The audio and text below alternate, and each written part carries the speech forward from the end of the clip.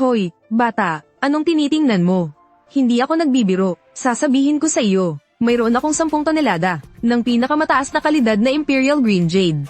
Nagkakahalaga ng hindi bababa sa 10 bilyon. Ang tagal ko na sa industriya ng Jade, pero ngayon lang ako nakakita ng ganito kagandang material. Ang Jade sa loob nito ay nagkakahalaga ng hindi bababa sa 10 bilyon. Hindi ko lang alam kung magkano ang kailangan para makuha yan. Boss, magkano nyo ibebenta ang batong ito? Binata, nagustuhan mo rin ba ang batong ito?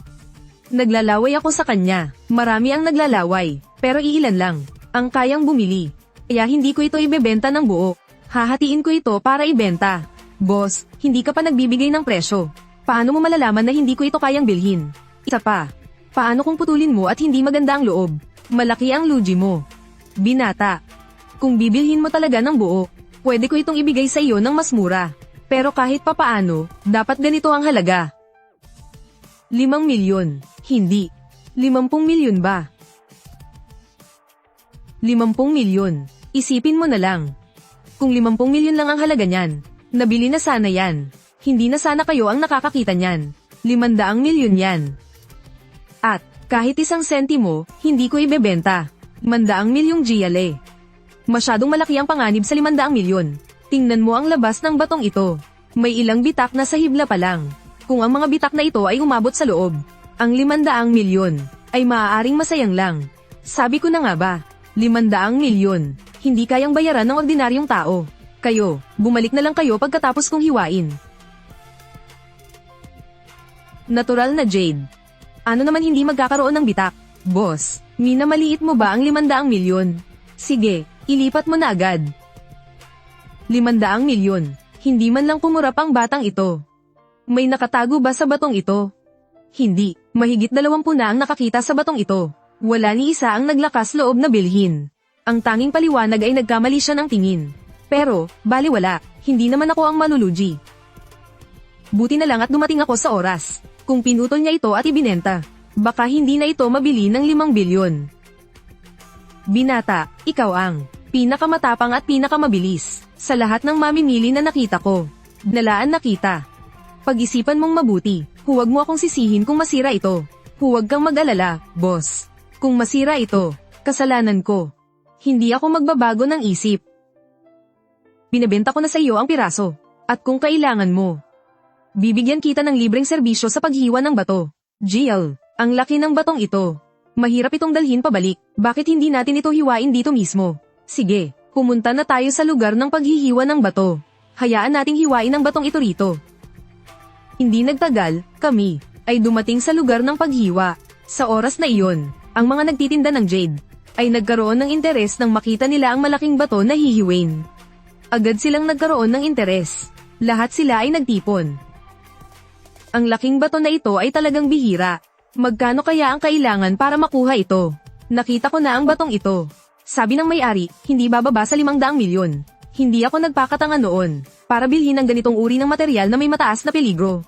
Dahil naglakas loob ang batang ito na kunin ito, hindi ko maiwasang handgun siya. Pero sa tingin ko, malaki ang posibilidad na masisira ito. Oo, kahit malaki ang piraso, hindi ibig sabihin ay magiging maganda ito. May ilang bitak na nakikita ng mata. Baka sa huli, isa lang itong malaking bitak. Tapos na, walang gustong tumingin sa batong ito. Alam kong mangyayari ito. Ang 500 milyon ba ay mawawala na lang. Sa oras na iyon, hindi ko pinansin ang mga hinaing at paghamak ng lahat. Sa halip, sinabi ko sa master ng paghihiwa ng bato, Maestro, pakipunasan muna ang sunroof. Sa pinakataas lang.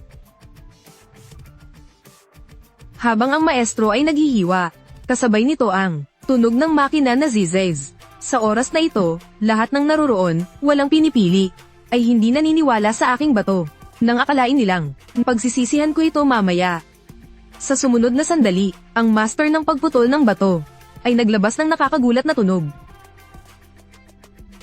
Ang bintana na ito na nabuksan, ay puro berde. At halos walang impurities. Ganito kapuro na material, ngayon lang ako nakakita. Hindi nga, nakakita ako ng ganito kagandang klase. Puno ng berde, kung hindi ko nakita ng personal. Hindi ako maniniwala, nakakainis, walang katarungan. Ang swerte naman ng binatilyong ito. Nagsisisi talaga ako na hindi ko ito binili noon. Kung hindi, ang purong berdeng jade na ito ay pag-aari na sana ng aming Wawoli Jewelry Store.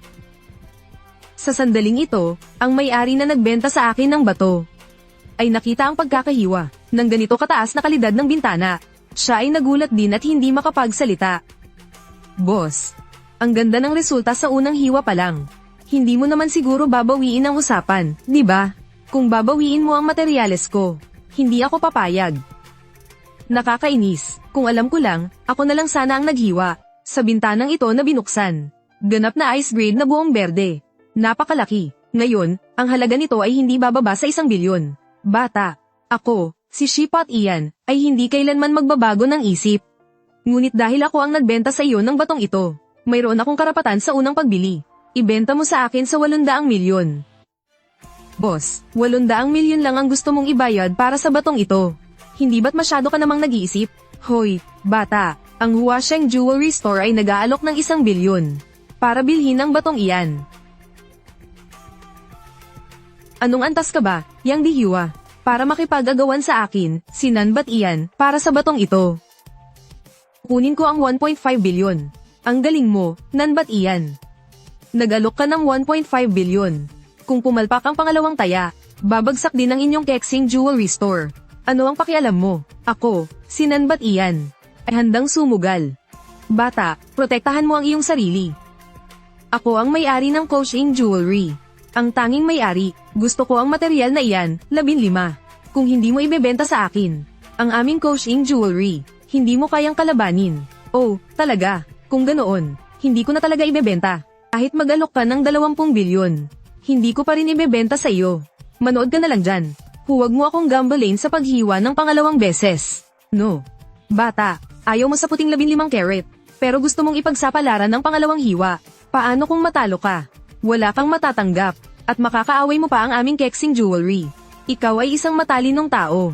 Alam mo kung paano pumili, di ba? Ang kayamanan ay nasa panganib. Ako ang magdedesisyon sa bato ko.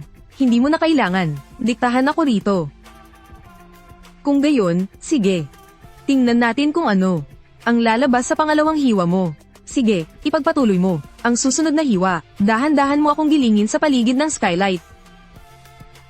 Mabilis na ang master ng pagputol ng bato ay nagsimulang muli ang pangalawang pagputol ng bato, habang si Nanbat Ian ay umaasa na ang aking pangalawang pagputol ay mabibigo. Sa susunod na segundo, ang master ng pagputol ng bato ay muling naglabas ng nakakagulat na tunog. Ang harina mula sa pangalawang healing ay naging kulay berde lahat.